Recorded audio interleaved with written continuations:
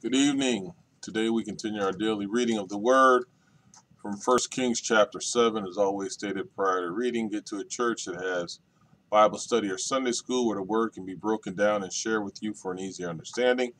Get with some friends who are breaking bread and just having church and get some understanding from amongst one another. Get you a Bible that you can read more easily. There are numerous versions, Amplified, King James, NIV. Get one, that suits you. But most importantly, call upon the Lord. If you knock on his door, he will answer you and fill you up with wisdom of his word. Amen. 1 Kings chapter 7 reads as follows. It took Solomon 13 years, however, to complete the construction of his palace. He built the palace of the forest of Lebanon, 100 cubits long, 50 wide, and 30 high, with 4 rows of cedar columns supporting trimmed cedar beams.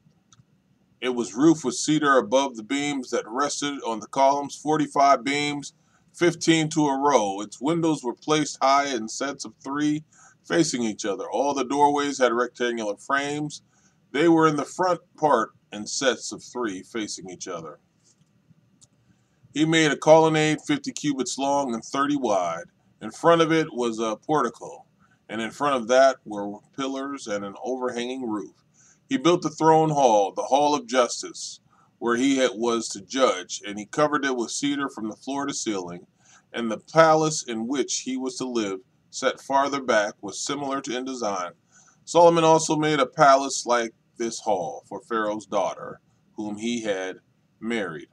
All these structures, from the outside to the great courtyard and from foundation to eaves, were made of blocks of high-grade stone cut to size and smoothed on the inner and outer faces. The foundations were laid with large stones of good quality, some measuring 10 cubits and some 8. Above were high-grade stones cut to size and cedar beams. The great courtyard was surrounded by a wall of 3 courses of dressed stone and 1 course of trimmed cedar beams, as was the inner courtyard of the temple of the Lord with its portico. King Solomon sent to Tyre and brought Hiram, whose mother was a widow from the tribe of Naphtali, and whose father was from Tyre, and a skilled craftsman in bronze. Hiram was filled with wisdom, with understanding, and with knowledge to do all kinds of bronze work. He came to King Solomon and did all the work assigned to him. He cast 2 bronze pillars, each 18 cubits high and 12 cubits in circumference. He also made 2 capitals of cast bronze to set on the tops of the pillars. Each capital was 5 cubits high. A network of interwoven chains adorned the capitals. On top of the pillars, 7 of each capital. He made pomegranates in 2 rows, encircling each network to decorate the capitals on top of the pillars. He did the same for each capital. The capitals on top of the pillars in the portico were in the shape of lilies, 4 cubits high. On the capitals of both pillars, above the bowl-shaped part next to the network, were the 200 pomegranates in row all around. He erected the pillars at the portico of the temple. The pillar to the south he named Jachin, and the one to the north Boaz.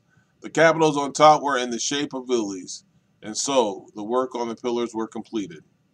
He made the sea of cast metal, circular in shape, measuring 10 cubits from rim to rim and 5 cubits high. It took a line of 30 cubits to measure around it. Below the rim, gourds encircled it, 10 to a cubit. The gourds were cast in 2 rows and 1 piece with the sea. The sea stood on 12 bulls, 3 facing north, 3 facing west, 3 facing south, and 3 facing east. The sea rested on top of them, and their hindquarters were toward the center.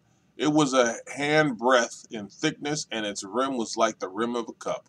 Like a lily blossom, it held 2,000 baths. He also made 10 movable stands of bronze. Each was 4 cubits long, 4 wide, and 3 high. This is how the stands were made. They had side panels attached to uprights. On the panels between the uprights were lions, bulls, and cherubim, and on the uprights as well. Above and below the lions and bulls were wreaths of hammered work. Each stand had 4 bronze wheels with bronze axles, and each had a basin resting on 4 supports cast with wreaths on each side. On the inside of the stand there was an opening that had a circular frame 1 cubit deep. This opening was round, and with its basework it measured a cubit and a half. Around its opening there was engraving. The panels of the stands were square, not round. The 4 wheels were under the panels, and the axles of the wheels were attached to the stand. The diameter of each wheel was a cubit and a half. The wheels were made like chariot wheels, and axles, rims, spokes, and hubs were all of cast metal. Each stand had 4 handles, one of each on each corner projecting from the stand. At the top of the stand there was a circular band half a cubit deep. The supports and panels were attached to the top of the stand. He engraved cherubim, lions, and palm trees on the surfaces of the support and on the panels, in every available space, with reefs all around. This is the way he made the 10 stands. They were all cast in the same molds and were identical in size and shape.